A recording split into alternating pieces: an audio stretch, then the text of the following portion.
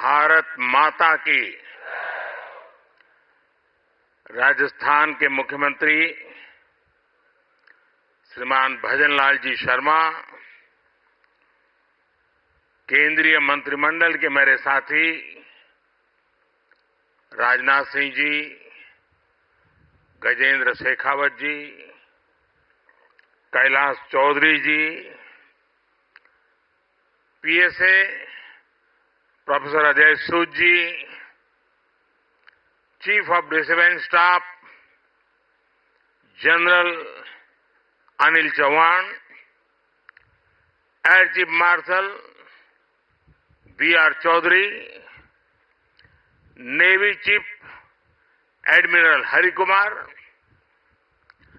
Army chief general Manoj Pande, वरिष्ठ अधिकारीगण, तीनों सेनाओं के सभी वीर और यहां पधारे पोखरण के मेरे प्यारे भाई और बहनों, आज हमने जो दृश्य देखा, अपनी तीनों सेनाओं का जो पराक्रम देखा, वो अद्भुत है। आसमान में ये गर्जना, जमीन पर ये जांबाजी, चारों दिशाओं में गूंजता है विजय घोष, ये नए भारत का आह्वान है।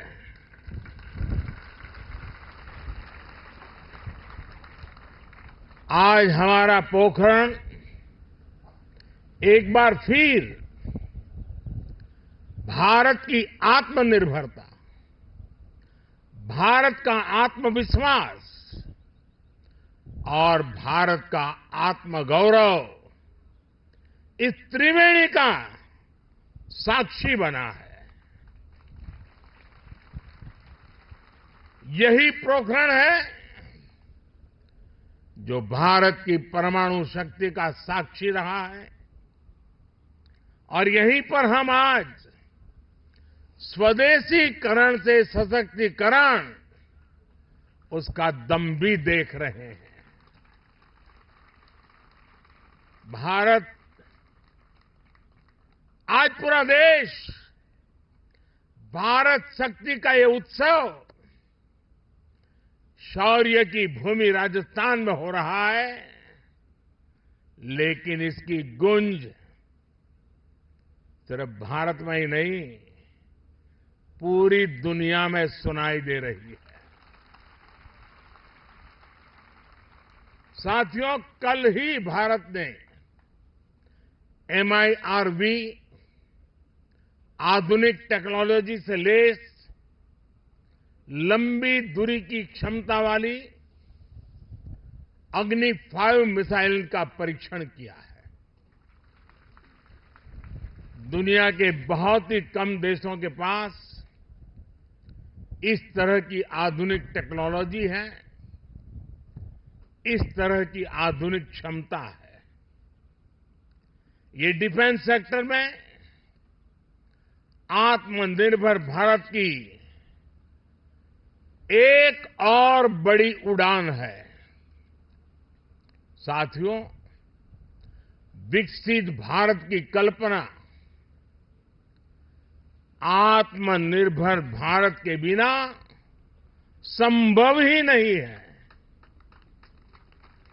भारत को विकसित होना है तो हमें दूसरों पर अपनी निर्भरता को कम करना ही होगा, और इसलिए आज भारत खाने के तेल से लेकर आधुनिक लड़ाकू विमान तक हर क्षेत्र में आत्मनिर्भरता पर बल दे रहा है। आज का ये आयोजन इसी संकल्प का हिस्सा है। आज मेक इन इंडिया की सफलता हमारे सामने है।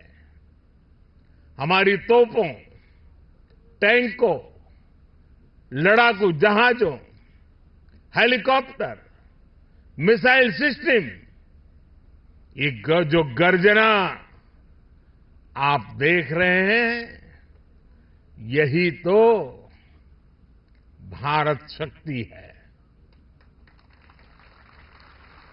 हथियार और गोला बारूद, संचार उपकरण, साइबर और स्पेस तक हम मेड इन इंडिया की उड़ान अनुभव कर रहे हैं। यही तो भारत शक्ति है।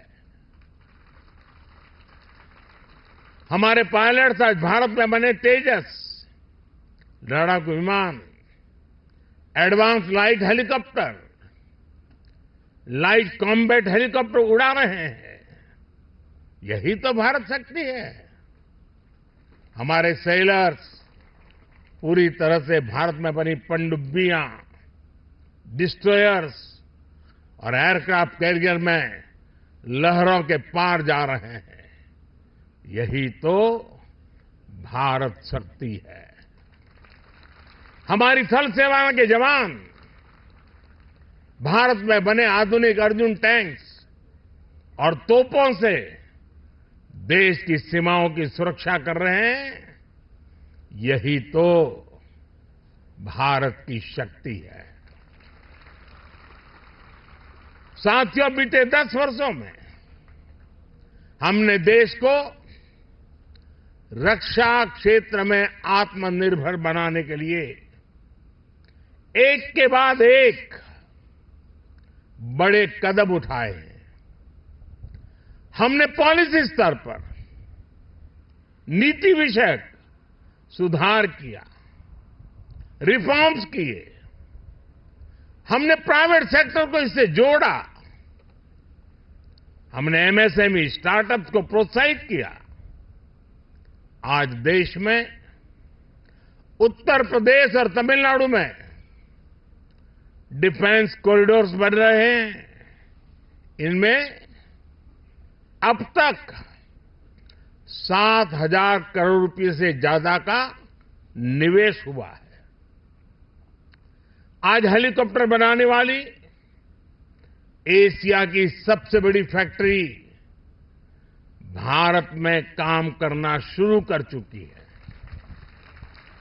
और आज मैं अपनी तीनों सेनाओं को भी बधाई दूंगा। हमारी तीनों सेनाओं ने सैकड़ों हथियारों की लिस्ट बनाकर तय किया कि अब वो इन्हें बाहर से नहीं मंगाएगी।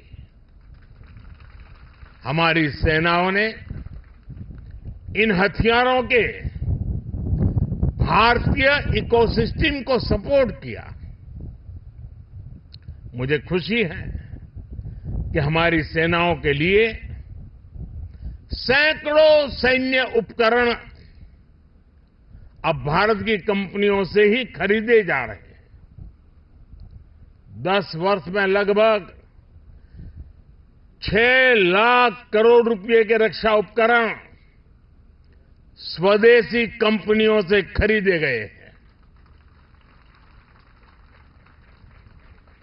इन 10 वर्षों में देश का रक्षा उत्पादन 2 गुना से भी ज्यादा यानी 1 लाख करोड़ रुपए से अधिक हो चुका है।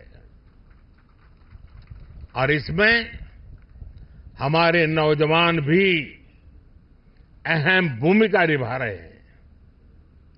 पिछले 10 वर्षों में 150 से ज्यादा नए डिफेंस स्टार्टअप शुरू हुए हैं।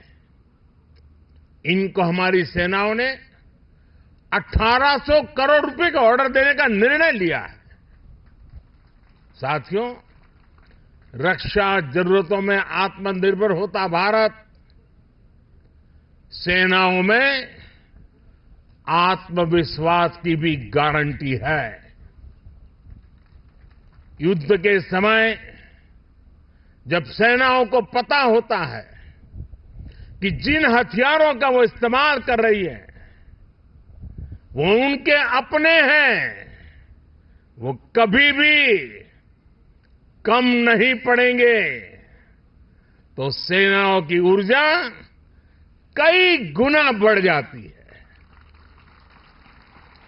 बीते 10 वर्षों में भारत ने अपना लड़ाकू हवाई जहाज बनाया है। भारत ने अपना एयरक्राफ्ट कैरियर बनाया है। C-295 ट्रांसपोर्ट एयरक्राफ्ट भारत में बनाए जा रहे हैं। आधुनिक इंजन का निर्माण भी भारत में होने वाला है। और आप जानते हैं, कुछ दिन पहले ही कैबिनेट ने एक और बड़ा फैसला लिया है। अब 5th जनरेशन लड़ाकू विमान भी हम भारत में ही डिजाइन, डेवलप और मैन्युफैक्चर करने वाले हैं। आप कल्पना कर सकते हैं कि भविष्य में भारत की सेना और भारत का डिफेंस सेक्टर कितना बड़ा होने वाला है। इसमें युवाओं के लिए रोजगार और स्वरोजगार के कितने अवसर बनने वाले हैं। कभी भारत दुनिया का सबसे बड़ा डिफेंस इंपोर्टर हुआ करता था। आज भारत डिफेंस सेक्टर में भी एक बड़ा निर्यातक बनता जा रहा है। आज भारत का डिफेंस एक्सपोर्ट 2014 की तुलना में 8 गुना से ज्यादा बढ़ चुका है। साथियों, आजादी के बाद से एक दुर्भाग्य ये रहा कि जिन्होंने दशकों पर देश पर शासन किया, वो देश की सुरक्षा को लेकर गंभीर नहीं रहे। हालत ये थी कि आजादी के बाद देश का पहला बड़ा घोटाला सेना में खरीद के दौरान ही हुआ। उन्होंने जानबूझकर भारत को रक्षा जरूरतों के लिए विदेशों पर निर्भर रखा। आप जरा 2014 से पहले की स्थिति याद कीजिए। तब क्या चर्चा होती थी? तब रक्षा सौदों में घोटालों की चर्चा होती थी। दशकों तक लटके रहे रक्षा सौदों की चर्चा होती थी। सेना के पास इतने दिनों का गोला बारूद बचा है, ऐसी चिंताएं सामने आती थी। उन्होंने हमारी ऑर्डिनेंस फैक्ट्रियों को बर्बाद कर दिया था।